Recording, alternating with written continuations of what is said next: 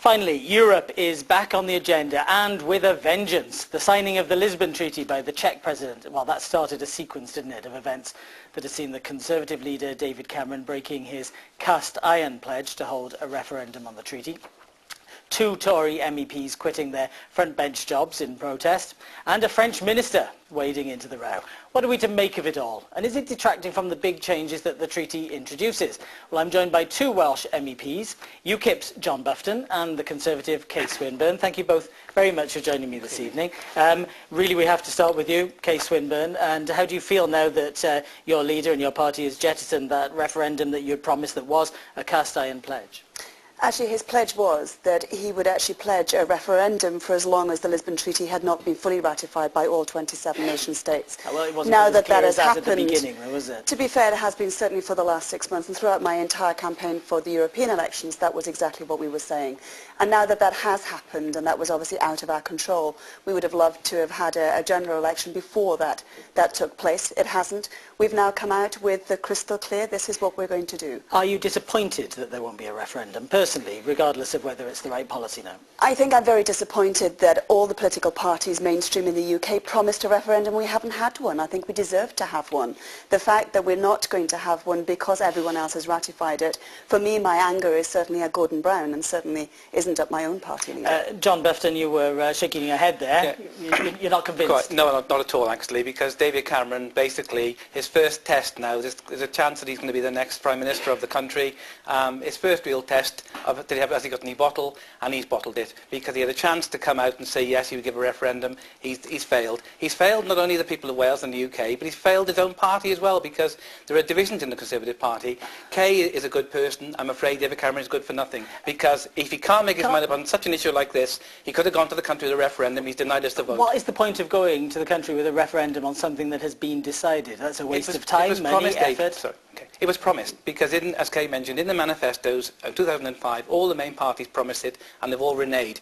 David Cameron was the last person. This situation that he was in about won't let matters rest, well, people were thinking, well, he'll come up with something. He's come up with nothing. But we're handing great swathes of power over now, and I'm sorry to go on, but we are great swathes of sovereignty going over to Brussels. We're going to have a situation where we're going to have the framework in there for a European superstate. There'll be a president, this quite will be Tony Blair. We're going to have a foreign minister, and a whole diplomatic service. So the situation of the United States for Europe is being set up. You're rushing ahead to other issues there, but Kay Swinburne, put the case then to John Bufton and people like him who might have voted Conservative, and they may be considering voting for John's party now. Well, the difficulty I have is that the Conservative Party are not in power. They have no ability to do anything and haven't had for the last few years.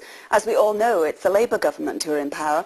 They had it within their mandate and within their remit to do something. So we are stuck. But what we have come out with is, I think, a sensible proposal that we will amend the European Communities Act, and that we will try and renegotiate our position in Europe. Just one point on that, because we will have a general election very quickly. Before next June. There's only one party now, it's the UK Independence Party, that'll offer a referendum, and that's clear. One more question on this, Kay Swinburne. How could anyone trust David Cameron again from any cast iron pledges that he issues in the future? I have to say, I think the real issue here is that the pledge was made by Gordon Brown and Tony Blair. They actually were the ones who actually reneged on this. We're not in power yet, but what we've done is actually set forward a way that we can see going forwards, and that we can actually work within Europe and actually renegotiate our position. We've given up a $7 billion rebate during this term. We need to renegotiate and get our strength back in Europe. Well, let's leave the question of the referendum, and you're talking about the new Europe. You already started alluding to that, John Bufton.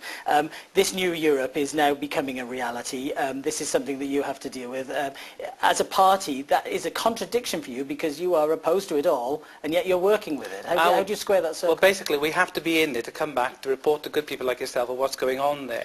The situation over the Lisbon Treaty has been a complete farce. The Irish people had a vote the first time round. That wasn't good enough for the European elite, so they come back again. It's becoming like a dictatorship. So we are there basically to bring back the message of what's going on. But we've got a situation now with this treaty that it will mean that 40 areas of our veto will be lost. So, you know, the British people have not had a say. They were promised in this. So at the end of the day, you know, we've been talking about this for a long time.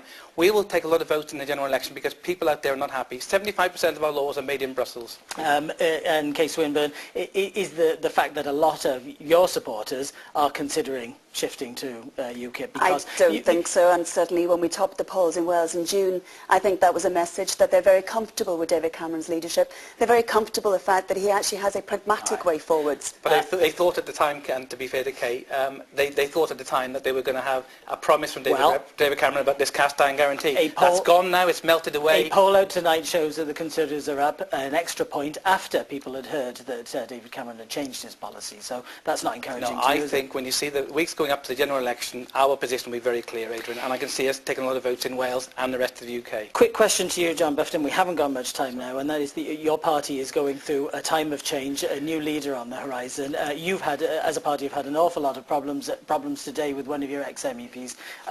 Can you get over that and win people? Sure, of course we can. We're a small party, but we're growing. But we're speaking for the people, and we've got a campaign now for a new leader. That campaign is going very well, and we'll have a new leader in place. But Nigel Farage is not going anywhere. He's still our leader in Europe. Time has beaten us. Thank you both very much.